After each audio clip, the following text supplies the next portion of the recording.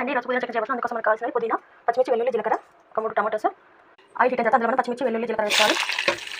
పచ్చిమిర్చి, వెల్లుల్లి, జీలకర్ర వేగిన తర్వాత ఇందులో కొంచెం నువ్వులు యాడ్ చేసుకోవాలి. నువ్వులు యాడ్ చేసుకున్న తర్వాత ఒక 2 టమాటాలు కట్ చేసి వేసుకోవాలి. ఇందులో కొంచెం సాల్ట్, ఫస్ట్ యాడ్ చేసుకోవాలి. వేసి అయినట్టుగా కొంచెం ధనియాలు, మీ ఆప్షన్ అండి ధనియాలు, ఒక 2 మినిట్స్ మూత పెట్టి మగ్గిద్దాం. ఇందులో కొత్తిమీర యాడ్ చేసుకున్నామండి. కలుపుకోవాలి ఒకసారి. ఇలా మగ్గిన తర్వాత ఇప్పుడు ఒక బౌల్లోకి తీసుకోవాలి. ఇప్పుడు ఒక బౌల్లోకి తీసుకున్న తర్వాత ఇందులో కొంచెం ఆయిల్ వేసుకొని క్లీన్ చేసి పెట్టుకుని పుదీనా ఫ్రై చేసుకోవాలి. పచ్చి పుదీనా ఎక్కువ టైం ఏం పట్టలేదు, మగ్గడానికి తొందరగా మగ్గిపోతుంది. మగ్గిపోయిందండి. ఇప్పుడు దీన్ని ఒక బౌల్లోకి తీసుకున్నాం. ఇప్పుడు ఒక బౌల్లోకి తీసుకున్నాం కదా, ఇప్పుడు మిక్సీ బౌల్లో ముందుగా వేసి పెట్టుకున్న టమాటా, పచ్చిమిర్చి, వెల్లుల్లి వేసుకోవాలండి. చల్లారిన తర్వాత మిక్సీ బౌల్లోనే ఇప్పుడు సరిపడా సాల్ట్ వేసుకోవాలి. ముందు కొంచెం సాల్ట్ వేసుకున్నాం చూసేసుకోండి.